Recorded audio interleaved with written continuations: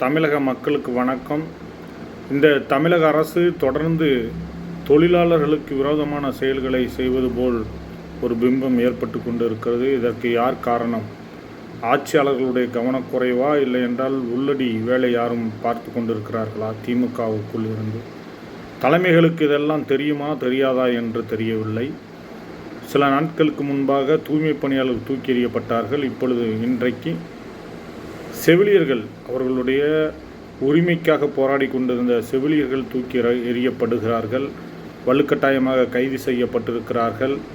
இவர்களெல்லாம் கைது செய்யப்படுவதற்கு என்ன நோக்கம் இருக்கிறது சொல்லுங்கள்?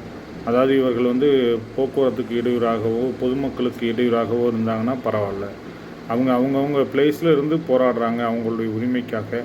இதை புரிந்து கொள்ளாமல் தொழிலாளர்கள் நலனை விரும்புகிறோம் என்று சொல்லி கொண்டிருக்கிற திராவிட மாடல் அரசு அவர்களை வலுக்கட்டாயமாக கைது பண்ணுவது மிகவும் கண்டனத்துக்குரியது.